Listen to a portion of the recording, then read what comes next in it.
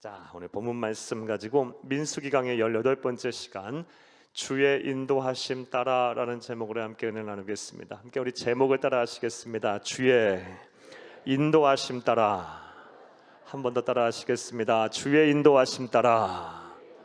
네, 고맙습니다. 감사드립니다. 우리는 지난주부터 민수기 9장을 함께 공부하고 있습니다. 오늘 9장 강해를 다 하려고 합니다.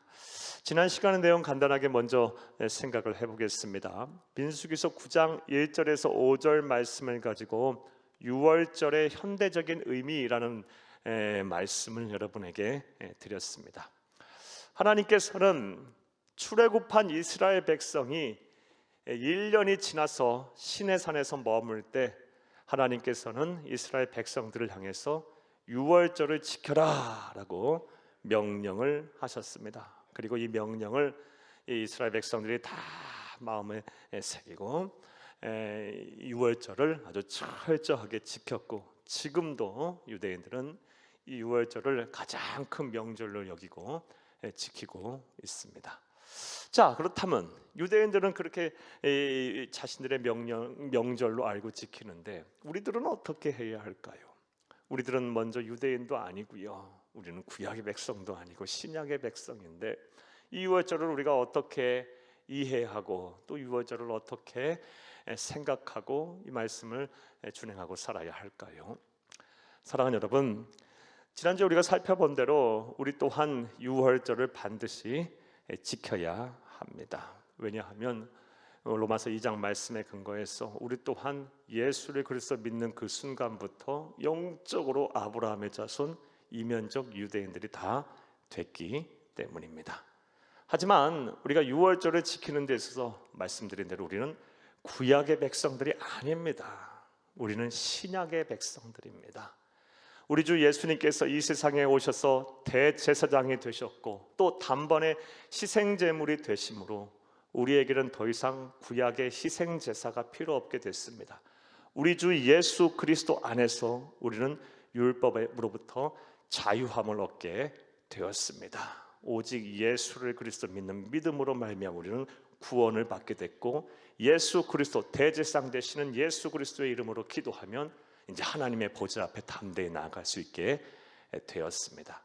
그러하기에 우리는 이 구약의 이스라엘 백성들처럼 희생제사를 드리고 또 우리가 누룩이 없는 빵을 먹으면서 우리 정결 예식을 행하면서 유월절을 지킬 필요가 없습니다. 그러나 그렇다고 해서 유월절에 가지고 있는 상징적인 의미 또한 우리가 간과해서는 안 됩니다. 지난주에 그래서 우리는 유월절의 현대적인 의미, 상징적인 의미에 대해서 살펴보며 은혜를 나눴습니다. 먼저 우리가 유월절 하면 우리가 무엇을 생각해야 한다 말씀을 드렸습니까? 나를 구원해 주신 그 하나님의 구원의 은혜에 감사해야 한다는 것입니다. 유월절이라는 말이 나오면 성경을 읽다가 유월절이라는 단어를 읽기만 해도 우리는 나 같은 죄를 구원하신 그 구원의 은혜에 감사해야 할 줄로 믿습니다. 또 유월절의 현대적인 의미는 무엇이었습니까? 사랑하는 여러분, 오리지널 유월절 행사는 가족 행사였다라고 말씀을 드렸습니다. 온 가족이 구원을 받은 그 은혜에 감사해서 유월절을 지킬 때 또 이스라엘 출애굽하기 직전 애굽에 임했던 10가지 재앙 중 마지막 10번째 재앙인 처음 난 모든 것이 죽는 그 죽음의 사신을 피할 때 유일한 방법이 무엇이었습니까? 하나님이 말씀하신 방법은 가족의 숫자대로 어린 양을 잡아서 그 피를 우슬초에 발라 좌우 설주와 임방에 바라라. 그럴 때 죽음의 사신이 유월할 것이다. 그렇게 말씀하셨어요. 가족의 숫자대로 어린 양을 잡았어요. 사랑하는 여러분, 유월절은 온 가족이 구원받은 것에서 감사하는 절기예요. 성경을 읽다 유월이라는 말이 나오면, 유월절만 나오면 우리 가족에게 구원을 해주신 그 은혜에 감사하는 저와 여러분이 되어야 할 줄로 믿습니다. 아직 가족 구원이 이루어지지 아니하시면 낙심하지 마시라 그랬어요. 기독교 2000 역사를 보게 되면, 성경을 보게 되면 온 가족이 한 번에 단번에 구원받은 경우도 있지만 그런 경우 많지 않아요. 한 사람이 끝까지 믿음을 지키고 그 한 사람이 복음 1세대가 돼서 끝까지 신앙의 절개를 지키고 포기하지 않으셨더니 온 가족이 구원을 받고 대대손손 그런 복을 받는 신앙의 명문 가정이 됐음을 우리는 알아요. 지금 혼자 신앙생활 하시는 분들, 아무도 내 주변에 없고 오히려 나는 핍박하고 예수 믿는 거 힘들게 하시는 분들밖에 없다고 생각하시는 낙심하지 마시고 여러분 믿음을 잘 지키고 포기하지 말고 사랑하시고 복음을 전하시기를 바라요. 그럼 여러분 까닭에 온 집안이 구원을 받을 줄로 믿습니다.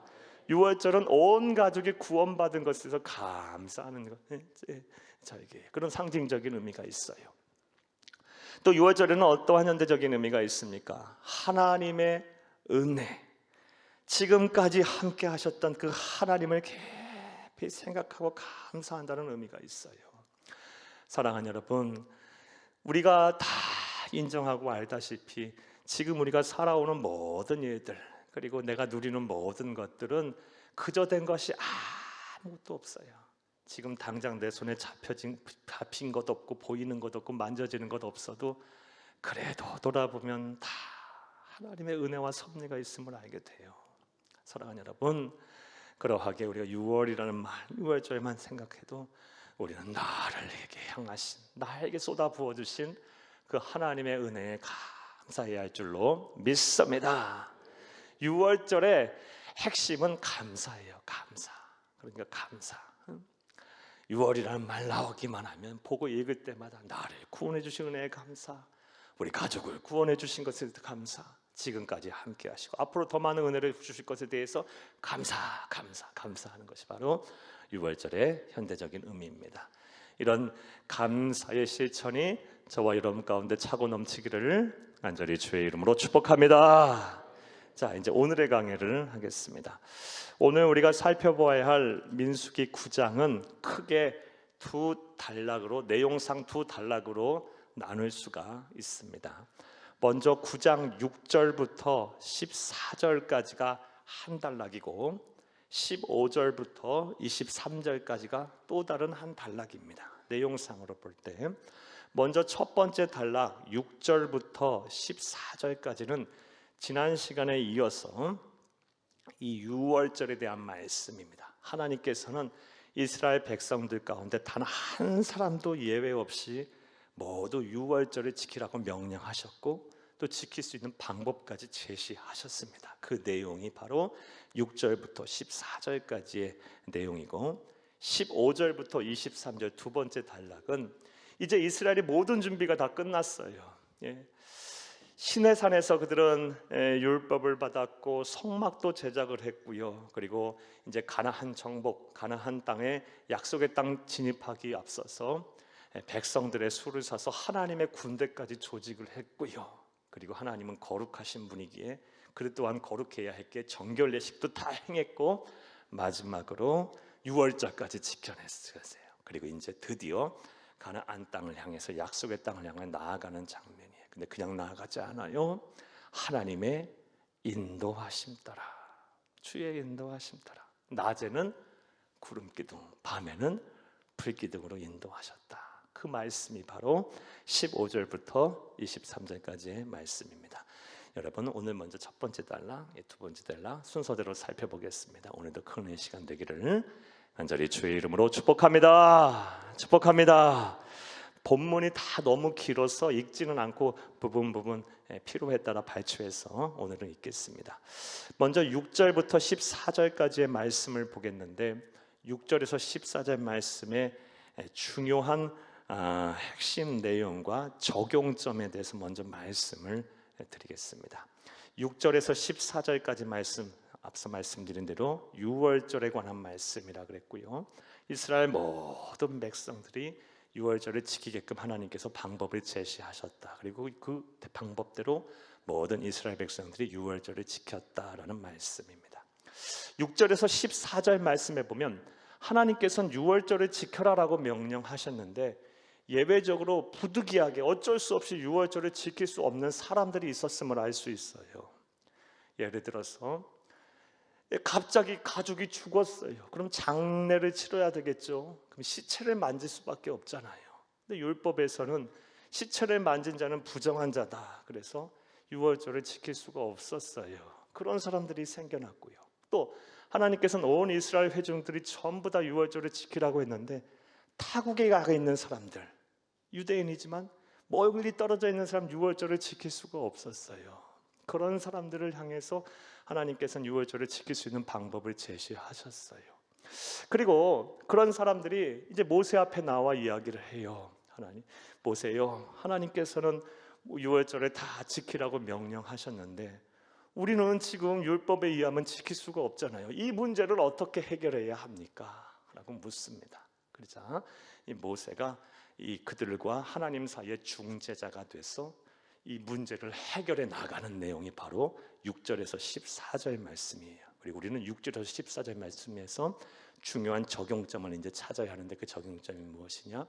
우리가 신앙생활을 하다 보면 신앙에 문제가 생길 수 있어요. 뭔가 해결해야 될 문제가 생길 수 있어요.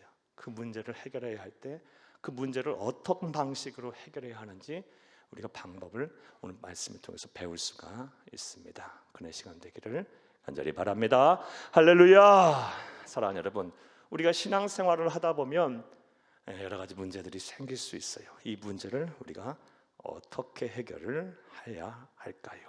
먼저 첫 번째로 따라 한번 해봅니다. 문제의 원인을 자신에게서부터 찾아야 한다. 신앙생활 하다 보면 문제가 생길 수 있어요. 그때 어떤 것이 성경적이고 오늘 본문 말씀에서 찾을 수 있는 문제 해결의 방법입니까? 문제의 원인을 다른 곳에서부터 찾지 말고 내 자신에서부터 찾아야 돼요. 사랑하는 여러분, 오늘 본문 6절에서 7절을 함께 읽겠습니다. 그때에 사람의 시체로 말미암아 부정하게 되어서 유월절을 지킬 수 없는 사람들이 있었는데 그들이 그날에 모세와 아론 앞에 이르러 7절 그에게 이르되 우리가 사람의 시체로 말미암아 부정하게 되었거니와 우리를 금지하여 이스라엘 자손과 함께 정한 기일에 여호와께 헌물을 드리지 못하게 하심은 어찌함이니까. 사랑하는 여러분, 앞서 말씀드린 대로 하나님은 유월절을 다 지키라고 명령하셨는데 어쩔 수 없이 갑자기 가족이 죽거나 누군가 죽으면 시체를 누군가는 장사해야 되지 않겠어요? 이런 문제가 발생해서 시체를 접촉해서 부정하게 해서 이 율법에 의해서 유월절을 지키지 못한 경우가 발생했어요. 그때 그 사람들이 어떻게 행동해요? 왜 하필이면 이때 죽어갖고 유월절도 못 지키게 하는 거야? 모세, 어떻게 우리에게 이렇게 얘기할 수 있어요? 우리 사정과 형편도 모르고 하나님은 이렇게 말씀하시는 거야? 남 탓으로 돌리지 않고요. 우리가 이렇게 됐는데 우리 어떻게 해야 합니까? 지금 내 문제가 이러한데 자신의 이 신앙의 문제를 다른 곳에서부터 찾지 않고 자기 자신에서부터 찾는 것을 말씀을 통해서 볼 수가 있어요. 사랑하는 여러분, 지금 여러분 신앙생활하는데 뭐가 문제가 생겼어요? 여러분 다른 곳에서 찾지 말고 나로부터 찾아야 되는 거예요. 나에서부터. 사랑하는 여러분, 인류 역사를 되짚어 보면 창세기 3장 말씀에 보면 아담과 하와가 신라곤 한 이유가 뭐예요? 그들이 하나님 앞에 범죄했을 때 하와가 또 아담이 이 문제의 원인을 자신에게서부터 찾고 회개하고 그곳에서부터 다시 새로운 마음으로 시작했으면 신라곤하지 않았을 거예요. 하와는 아담에게 아담은 하와에게, 하와는 뱀에게, 사탄에게 계속 전가했어요. 사랑하는 여러분, 문제의 원인은 나로부터 비롯되는 거예요. 우선 나로부터 찾는 거예요. 그것이 바로 하나님께서 오늘 우리에게 말씀해 주신 하나님의 음성임을 믿으시기를 간절히 주의 이름으로 축복합니다. 문제의 원인을 나로부터 찾지 않게 되면 필연적으로 사람들은 다음과 같은 감정, 그런 것 표현을 하게 돼 있어요. 원망, 불평, 또 영적인 교만함, 이거 빠지게 돼 있어요. 예전에 우리 교단에 오는 목사님이 부흥 인도하실 때마다 항상 이런 말씀을 해요. 원불교를 몰아내자. 원불교를 몰아내자. 목사님이 왜 다른 종교를 이렇게 폄하하나 했더니 그 말씀이 아니에요. 원불교를 몰아내야 복을 받는다. 원망과 불평과 교만을 몰아내야 복을 받는다는 여러분 정답이에요. 정답. 하나님은 이 세 가지가 진짜 안 써요. 안 써요. 여러분 지금 여러분의 문제로 인해 누구를 탓하고 계십니까? 환경을 탓하고 계십니까? 예? 누구 남을 탓하고 계십니까? 아니요. 문제의 원인은 나예요. 거기서부터 찾아 들어가야 되는 거예요. 원망하지 마세요. 불평하지 마세요. 교만함에 빠지지 마세요. 예? 스스로를 잘 하나님 앞에 내어드리며 차곡차곡 거기서부터 문제 해결을 이루어 가세요. 그러면 여러분 안에 계시는 성령님께서 여러분을 가만히 안 놔두세요. 위로가 필요하면 위로를 하실 것이고요, 책망이 필요하면 책망하셔서 깨닫게 하실 것이고요, 지혜가 필요하면 지혜를 주셔서 깨닫게 또 여러분 알게 하실 것이고, 또 살아갈 힘을 주실 것이고요, 능히 감당할 힘도 주실 거예요. 문제 발생했을 때 문제 해결은 나로부터 찾아야 된다. 이것이 오늘 말씀을 통해서 우리가 들어야 할 문제 해결의 방법임을 믿으시기를 간절히 주의 이름으로 축복합니다. 또 오늘 본문 말씀을 알 수 있는 통해서 알 수 있는 문제 해결의 방법은 뭘까요? 따라 하시겠습니다. 둘째로 기도하며 문제를 해결해야 한다. 사랑하는 여러분, 오늘 8절을 함께 읽겠습니다. 모세가 그들에게 이르되 기다리라, 여호와께서 너희에게 대하여 어떻게 명령하신지 내가 들으리라. 그들은요 모세를 찾아왔어요. 자신에게 문제가 있음을 알고 이 문제 어떻게 해야 합니까? 내가 시체 만졌는데 유월절 못 지키게 됐는데 내 문제예요. 이거 어떻게 해야 돼요?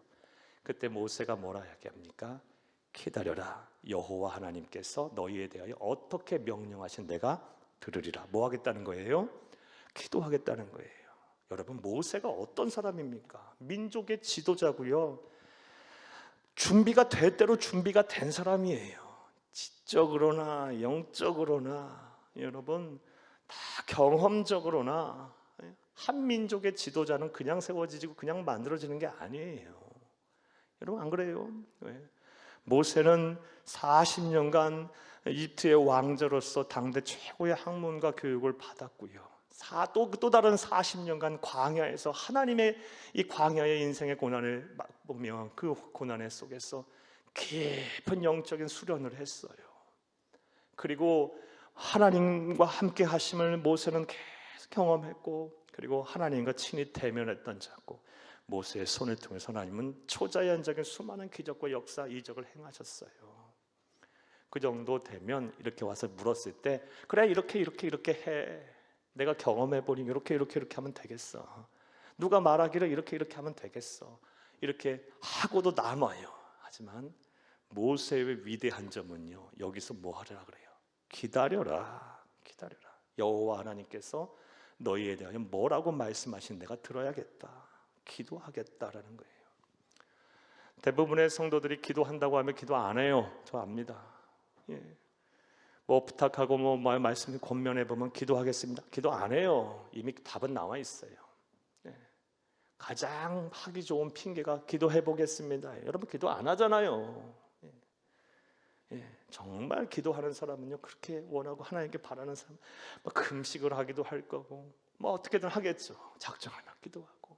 그런데 우리 말과 행동이 달라요. 사랑하는 여러분, 문제 해결은요 하나님의 백성은 기도하며 하는 거예요. 꼭 잊지 마시기를 간절히 주의 이름으로 축복합니다.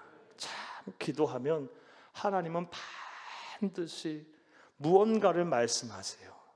마음에 확신을 주든지 상황을 바꿔주시든지 뭔가 견딜 힘을 주시든지 뭔가 도움의 손길을 펼치시든지 아니면 책망을 하시든지 뭔가 답을 주세요.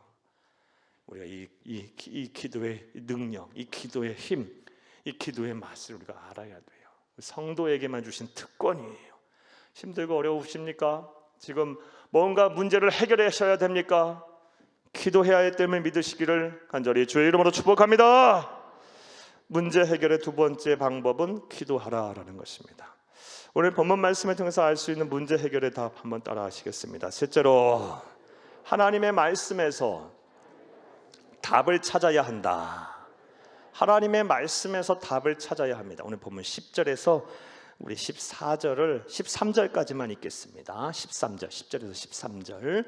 이스라엘 자손에게 말하여 이르라. 너희는 너희 후손 중에 시체로 말미암아 부정하게 되든지 먼 여행 중에 있다 할지라도 다 여호와 앞에 마땅히 유월절을 지키되 11절 둘째 달 열넷째 날 해질 때에 그것을 지켜서 어린 양의 무교병과 쓴 나무를 아울러 먹을 것이요 아침까지 그것을 조금 더 남겨두지 말며 그 뼈를 하나도 꺾지 말아서 유월절 모든 율례대로 지킬 것이니라. 13절 그러나 사람이 정결하기도 하고 여행 중에도 있지 아니하면서 유월절을 지키지 아니하는 자는 그 백성 중에서 끊어지리니 이런 사람은 그 정한 기일에 여호와께 헌물을 드리지 아니하였은즉 그의 죄를 담당할지며. 하나님께서 모세를 통해서 말씀하셨어요. 말씀을 주셨어요. 어떻게 하라? 한 달 후에 지켜라. 소유월절이라 그래요. 그래서 소유월절에 한 달 후에 유월절을 반드시 지켜라. 그게 하나님의 말씀. 그들은 하나님의 말씀을 통해서 답을 얻은 거예요. 사랑하는 여러분, 하나님의 백성은요 반드시 하나님의 말씀 속에서 답을 얻을 줄 알아야 돼요. 우리가 말씀을 읽다가 또 이렇게 말씀을 듣다가 또 말씀을 묵상하다가 하나님은 말씀하세요. 저는 그런 경우를 참 많이 경험해요. 얼마 전에도 한 권사님 오셔서요 저에게 이런 말씀하시는 거예요. 목사님, 내가 이런 순간에 이런 생각했는데 목사님 저 들으라고 하신 말씀이죠. 누구 들으라고 설교한 적 한 번도 없어요. 그건 나쁜 목사예요.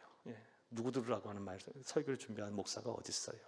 받은 은혜를 나누는 거죠. 그런데 말씀을 듣다가 이렇게 행동을 해야 되겠구나, 이렇게 사는 것이 옳은 거구나 라고 문제 해결을 들었다는 분 매주마다 말씀하세요. 그런 분들이 여러분들 계세요. 똑같은 분이 한 분 같이 말씀하시는 것이 아니라 매주마다 그런 말씀을 저에게 와서 해주세요. 사랑하는 여러분, 우리의 방법으로 안 되는 것은 하나님께서 하실 수 있어요. 그리고 우리가 무슨 미사여구를 사용해서 사람의 마음을 바꾸고 행동을 옮기게, 그 바른 길로 바꾸겠어요? 살아계신 하나님의 말씀을 통해서 가능해요. 때로는 이렇게 성도들 간의 분쟁도 있고 갈등도 있고 뭔가 문제를 해결해야 할 때 그냥 다른 거 만사 제쳐두고 그냥 우리 함께 예배 드려봐요, 함께 말씀 들어봐요, 우리 함께 성경 봐요, 이렇게 해봐요.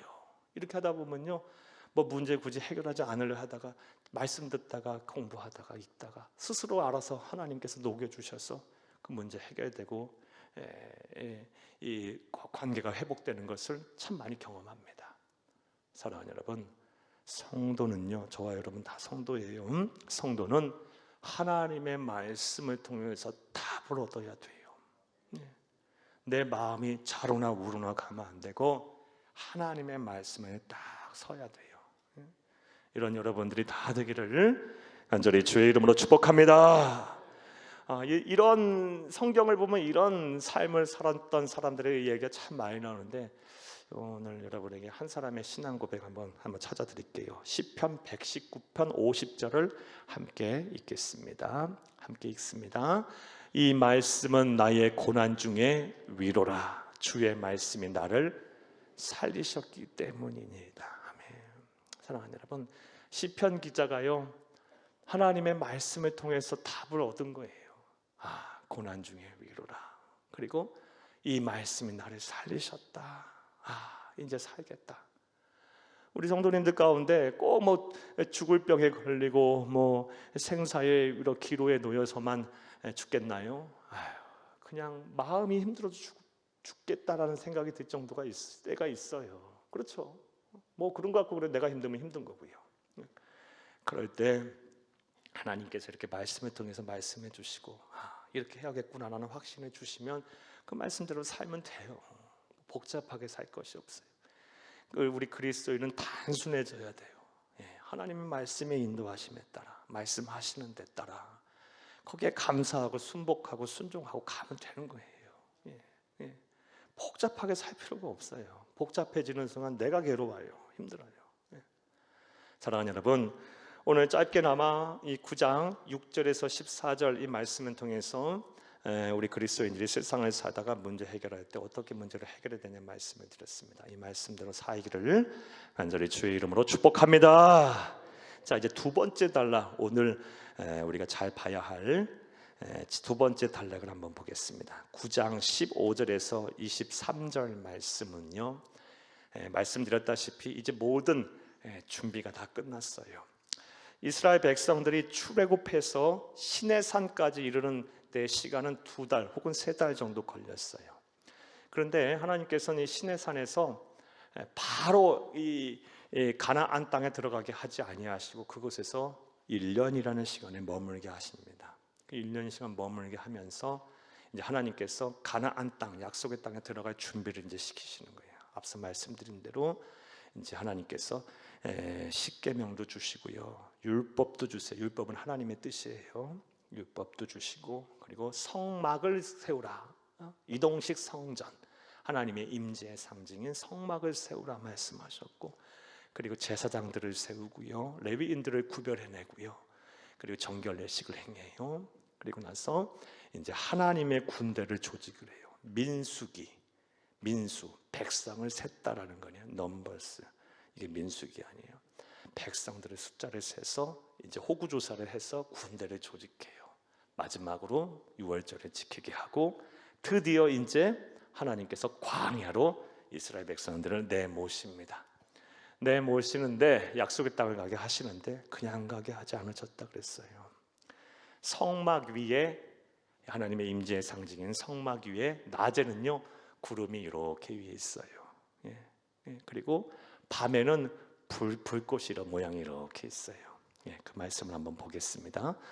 그 전에, 그래서 이 구름이 낮에 이렇게 떠가게 되면, 성막을 벗어나게 되면 이제 행진할 때인 거구나. 그리고 행진했고 머물면 멈췄고요.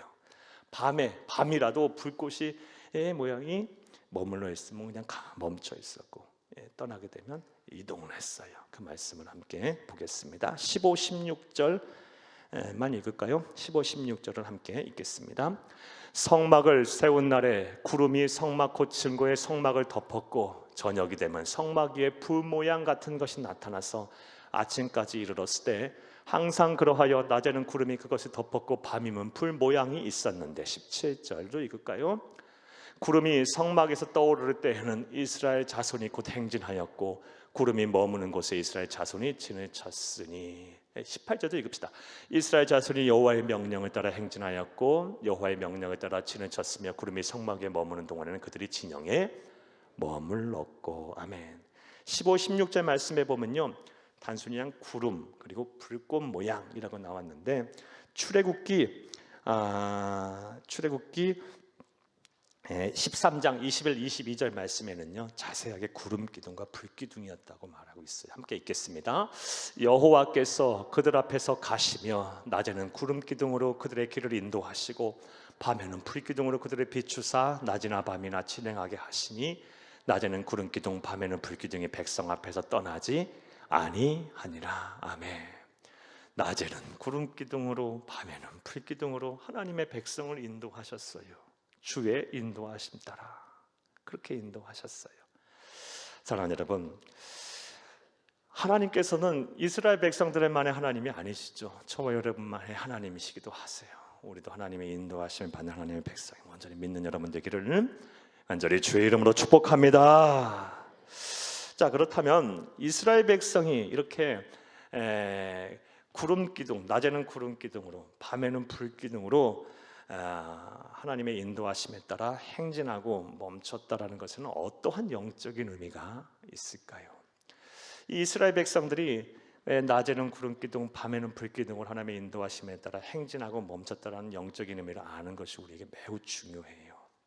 왜냐하면 말씀드린 대로 저와 여러분 또한 하나님의 인도하심을 따라 사는 사람들이기 때문에 그러고요. 그리고 우리의 삶도 요약을 하면요 행진과 멈춤이에요. 어떤 문화예술가,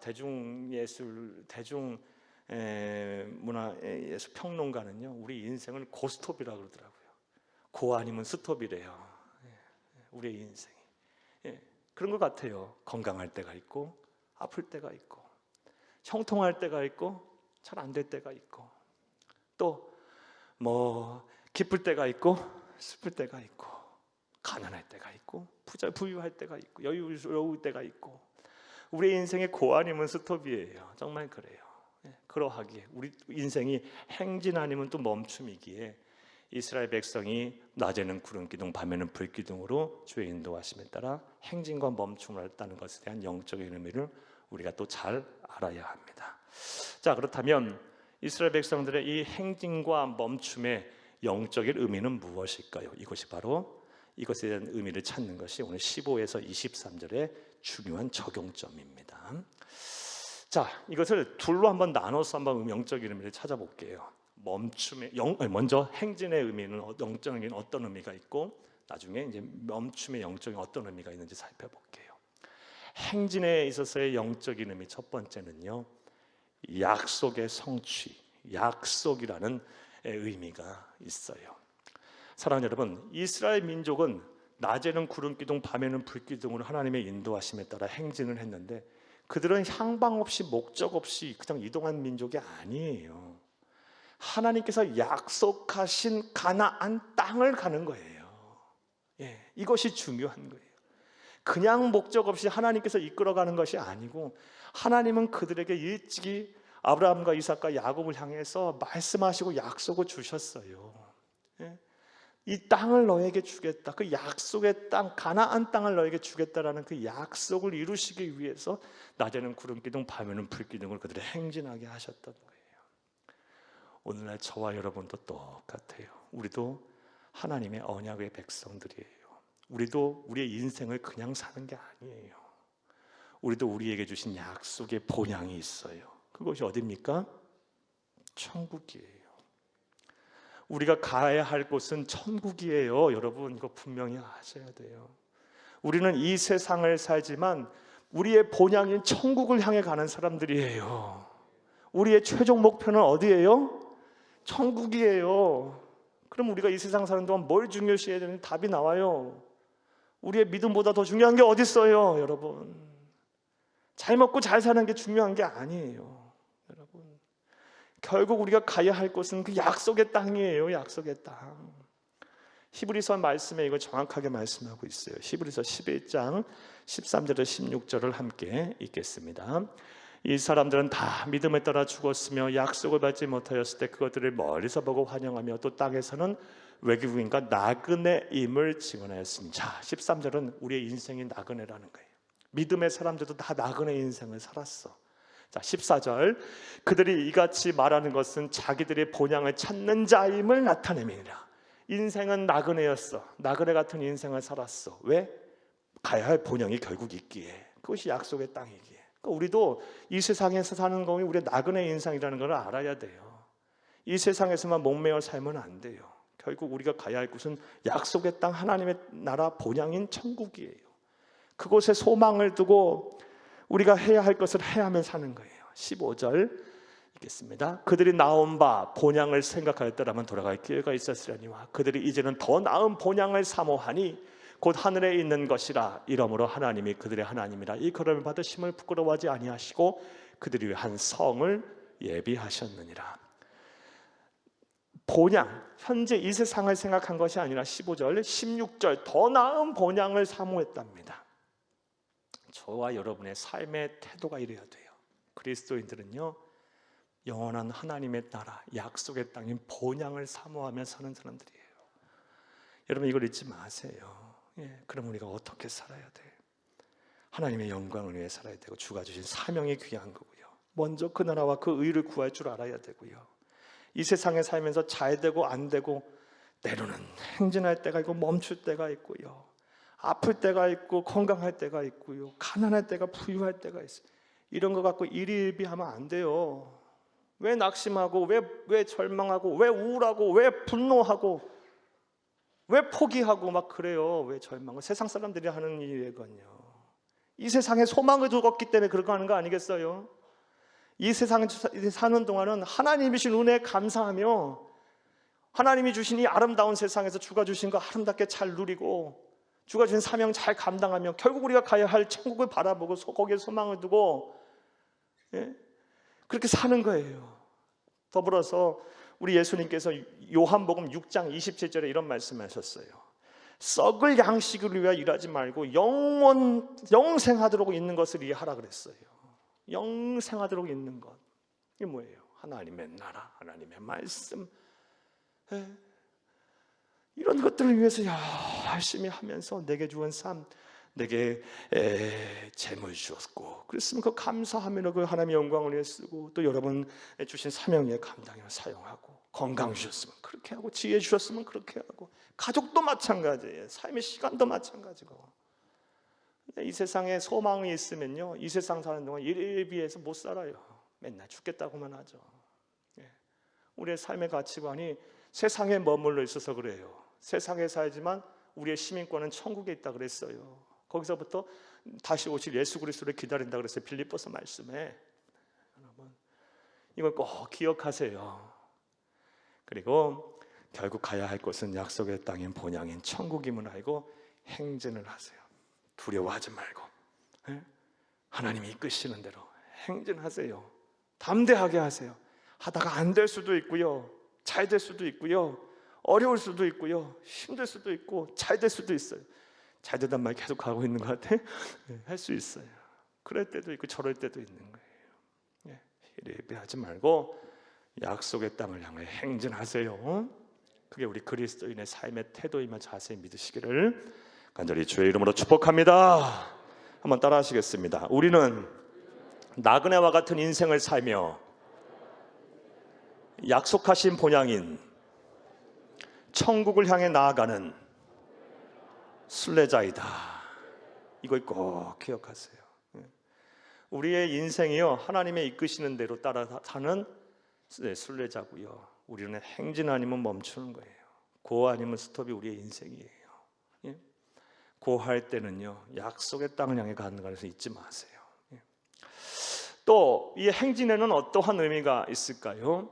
이스라엘 백성은 낮에는 구름기둥, 밤에는 불기둥으로 하나님께서 그들을 인도하셨는데, 그들을 행진할 때 어떤 의미가 있었을까요? 행진에는 어떤 영적인 의미가 있을까요? 행진에는요, 순종이라는 의미가 있어요.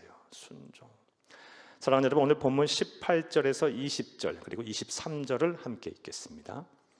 이스라엘 자손이 여호와의 명령을 따라 행진하였고 여호와의 명령을 따라 지내쳤으며 구름이 성막 위에 머무는 동안은 그들이 진영에 머물렀고 구름이 성막 위에 머무는 날이 오래 때는 이스라엘 자손이 여호와의 명령을 지켜 행진하지 아니하였으며 20절 혹시 구름이 성막 위에 머무는 날이 적을 때에도 그들이 다만 여호와의 명령을 따라 진영에 머물고 여호와의 명령을 따라 행진하였으며 23절 곧 그들이 여호와의 명령을 따라 진을 치며 여호와의 명령을 따라 행진하고 또 모세를 통하여 이르신 여호와의 명령을 따라 여호와의 책임을 지켰더라. 아멘.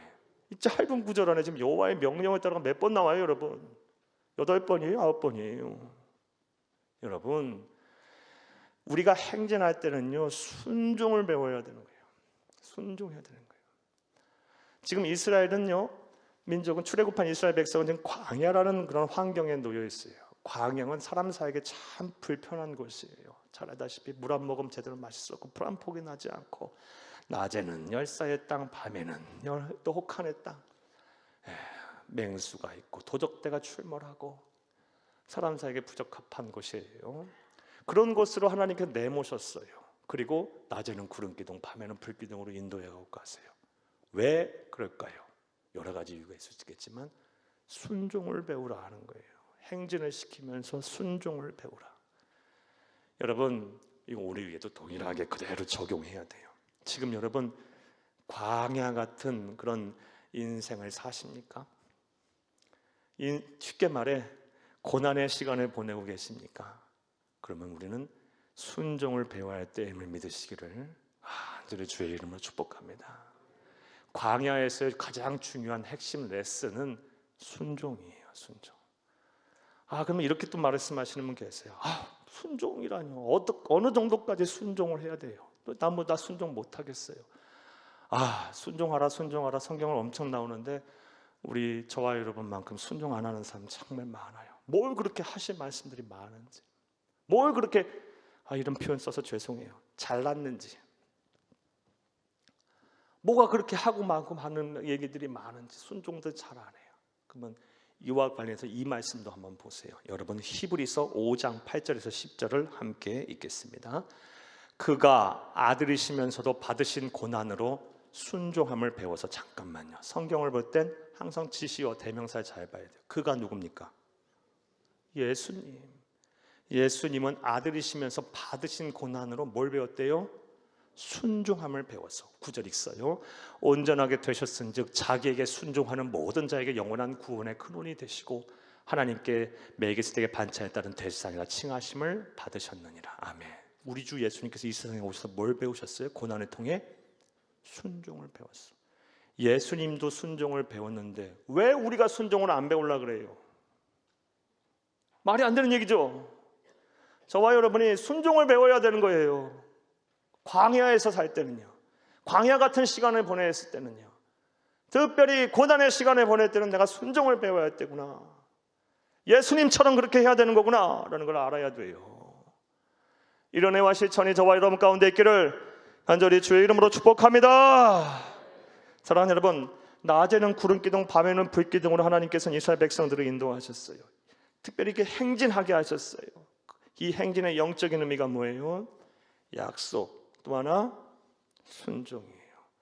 여러분, 하나님께서 여러분의 삶을 막 이끌어 가실 때, 행진하게 할 때는 하나님이 내게 주신 약속의 땅 본향 천국의 소망을 두고 가세요. 그걸 잊지 마세요. 이 세상, 나는 이 세상의 전부인 자가 아니다. 나는 천국, 영원한 나에게 약속해진 천국의 소망을 두고 살아야 될, 결국 가야 할 곳인 천국인 천국 시민이다. 이 약속에 꽉 붙잡고 형통하게 하실 땐, 하나님께서 막 고를 외치실 때는, 따라오라 할 때는 그 본향의 약속의 말씀 꼭 붙드세요. 거기 나아가 순종하시면 가세요. 자, 이제 멈추라고 하실 때 하나님께서 성막 위에 딱 구름을 멈춰 놓으셨어요. 그리고 또 밤에는 불기둥이 그대로 멈춰 있어요. 그럼 움직이지 않았어요. 이 멈춤의 영적인 의미는 뭘까요? 따라 하시겠습니다. 첫째로 쉼이다. 쉼이에요. 멈출 때는요, 하나님이 가만히 있을 때 쉬라는 거예요. 몸과 마음을 쉬라는 거예요. 그런데 하나님의 섬세한 사랑, 참 놀라운 말씀을 보게 되면요, 하나님은요 우리의 사정과 형편을 정말 잘 아시는 분이에요. 그냥 막무가내로 그냥 쉬라 하지 않고요, 우리의 사정과 형편에 따라 쉬게 하세요. 22절을 함께 읽겠습니다. 이틀이든지 한 달이든지 1년이든지 구름이 성막 위에 머물러 있을 동안에는 이스라엘 자손이 진영에 머물고 행진하지 아니하다가 떠오르면 행진하였으니. 그러니까 어떤 때는요 그냥 이틀만 있다가 바로 움직여요. 어떤 때는요 한 달이요, 어떤 때는요 1년이요. 예를 한번 들어볼까요? 이스라엘 백성들이 출애굽한 이후에 딱 2달 만에 홍해바다 건너고 딱 2달 만에 시내산에 도착했어요. 시내산에서는 근데 1년이라는 것을 시간을 보내게 하셨어요. 시내산에서 바로 한 달만 있다 출발하겠다면 이스라엘 민족 다 나가 떨어졌을 거예요. 왜요? 출애굽하냐고 얼마나 힘들었어요, 여러분. 1년이라는 시간 동안 하나님 내버려 둔 거예요. 쉬라고요. 내버려 두시는. 하나님이 이런 분이에요. 저와 여러분을 향해서 이런 사랑을 베푸시는 분이에요. 여러분, 하나님이 멈추라 할 때는요, 가만히 계실 때는 좀 쉬세요. 몸과 마음을 편하게 하세요. 몸과 마음을 쉬라는 것이 일을 하지 말라는 것이 아니고, 어떻게 일어나고 살아요, 사람이. 일어나면 또 오히려 몸과 마음이 망가져요. 쉬라고 할 때는요, 염려와 근심을 하지 않는 거예요. 그게 쉬는 거예요. 마음과 생각을 평안케 하는 게 쉬는 거예요. 모든 염려와 하나님께 맡기는 것이 바로 쉬는 거예요. 그게 참된 안식이에요. 예수님께서 말씀하셨습니다. 마태복음 6장 34절 말씀에, 그러므로 내일 일을 위하여 염려하지 말라. 내일 일은 내일이 염려할 것이요 한날의 게으름은 그날에 족하니라. 내일 걱정 내일 하세요. 그냥 오늘은 오늘의 걱정하고 쉬세요. 하나님께 맡기고. 이게 쉬는 거예요. 하나님이 스톱할 때는요, 몸과 마음을 평안케 하시며 염려 근심하지 마세요. 염려 근심. 우리 청년들 취업 안 될 때 있어요. 진학 실패할 때도 있고요. 우리 성도님들 계획하신 거 안 되고 틀어질 때 있어요. 이렇게 하나님이 스톱하실 때는 쉬라고 하나 보다. 뭐라고? 염려 근심하지 말아야겠구나. 내일은 내일 염려할 것인지 하나님보다 맡기고 난 평안해야겠구나. 이렇게 생각하시며 또 필요하다면 몸도 좀 쉬시고 이런 실천이 있기를 간절히 주의 이름으로 축복합니다. 또 하나님께서 멈추라고 할 때 이 멈춤의 영적인 의미가 뭘까요? 따라하시겠습니다. 돌아봅니다. 돌아봅니다. 쉬라고 할 때는 돌아보는 거예요. 멈추라 할 때는 돌아보는 거예요. 뭘 돌아보냐? 사랑하는 여러분, 내가 하나님을 얼마나 사랑하는지를 돌아봐야 하고 또 내 주변에 있는 사람들을 돌아봐야 되는 거예요. 하나님 사랑, 이웃 사랑. 자, 이것이 왜 이런 답이 나왔는지를 여러분 좀 구체적으로 말씀드려 볼게요. 이스라엘 백성들을 향해서 쉼을 얘기하라면요, 히브리 민족은 에게 쉼을 얘기하게 되면 그들은 이렇게 생각을 바로 할 거예요. 히브리어 쉼이라는 단어가 샤바트라는 단어예요. 샤바트. 멈춤이 곧 쉼의 의미가 있다 그랬죠. 앞서 쉼의 히브리어 단어가 뭐다? 샤바트예요. 샤바트. 이 샤바트에는 정확한 뜻이 여러 개 있는데 먼저 안식하다, 쉬다라는 뜻도 있지만 이 단어에서 파생돼서 안식일이 나온 거예요. 안식일.